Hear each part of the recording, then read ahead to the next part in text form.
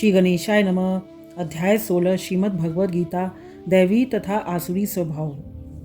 भगवान ने कहा, हे भरतपुत्र, निर्भयता, आत्मशुद्धि, आध्यात्मिक ज्ञान का अनुशीलन, दान, आत्मसंयम, यज्ञपरायणता, वेदाध्ययन, तपस्या, सरलता, अहिंसा, सत्यता, क्रोध विहीनता, त्याग, शांति, छिद्रान्वेषण में अरुचि, समस्त जीवों पर करुणा, लोभ विहीनता, भद्रता, लज्जा, संकल्प, तेज, क्षमा, धैर्य, पवित्रता, ईर्ष्या तथा सम्मान की अभिलाषा से मुक्ति, ये सारे दिव्य गुण हैं जो देवी प्रकृति से संपन्न देव तुल्य पुरुषों में पाए जाते हैं।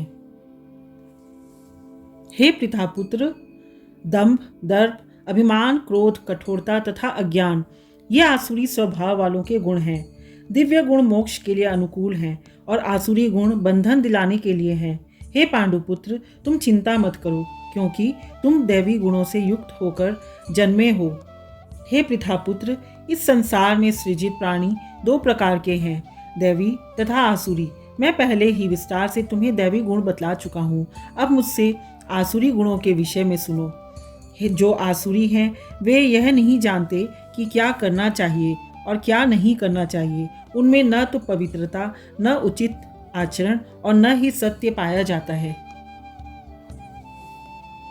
वे कहते हैं कि यह जगत मिथ्या है, इसका कोई आधार नहीं है और इसका नियमन किसी ईश्वर द्वारा नहीं होता। उनका कहना है कि यह काम इच्छा से उत्पन्न होता है और काम के अतिरिक्त कोई अन्य कारण नहीं है। ऐसे निष्कर्षों का अनुगमन करते हुए आसुरी लोग, जिन्होंने आत्मज्ञान खो दिया और जो बुद्धिहीन हैं, ऐसे अनुपयोगी एवं भयावह कार्यों में प्रवृत्त होते हैं जो संसार का विनाश करने के लिए होता है।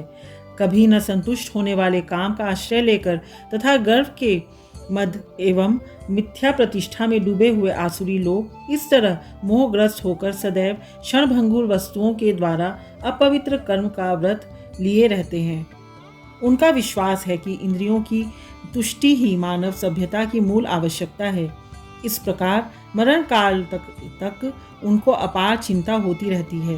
वे लाखों इच्छाओं के जाल में बंधकर तथा काम और क्रोध में लीन होकर इंद्रिय तृप्ति के लिए अवैध ढंग से धन संग्रह करते हैं।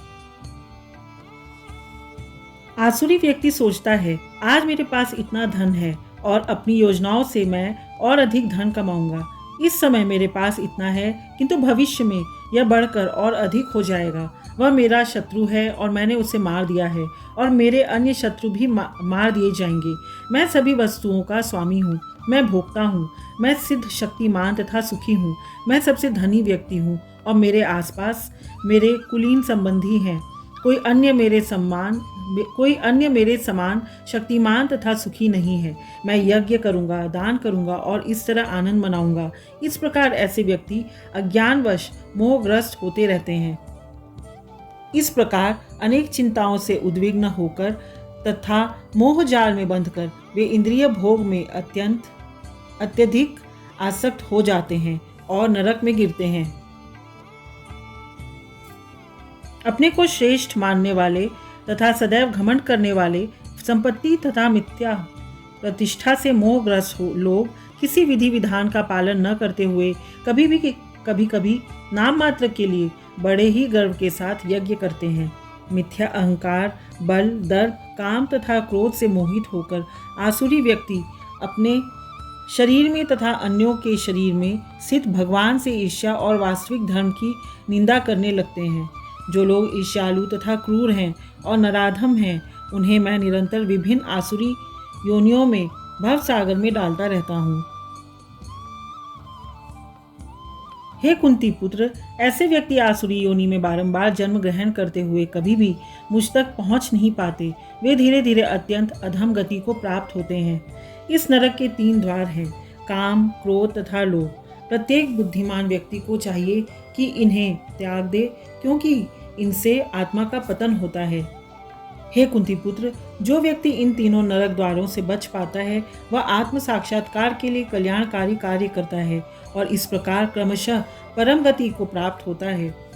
जो शास्त्रों के आदेशों की अवहेलना करता है और मनमाने ढंग से कार्य करता है, उसे न तो सिद्धि, न सुख, न ही परम गति की प्राप्ति हो पाती है। अतएव मनुष्य को यह जानना चाहिए कि शास्त्रों के विधान के अनुसार क्या कर्तव्य है और क्या अकर्तव्य है। उसे ऐसे विधि विधानों को जानकर कर्म करना चाहिए जिससे वह क्रमशः ऊपर उठ सके। इस प्रकार श्रीमद् भगवद गीता के 16वें अध्याय दैवी तथा आसुरी स्वभाव का भक्ति वेदांत तात्पर्य पूर्ण हुआ। हरि ओम तत्सत, हरि ओम तत्सत, हरि ओम तत्सत।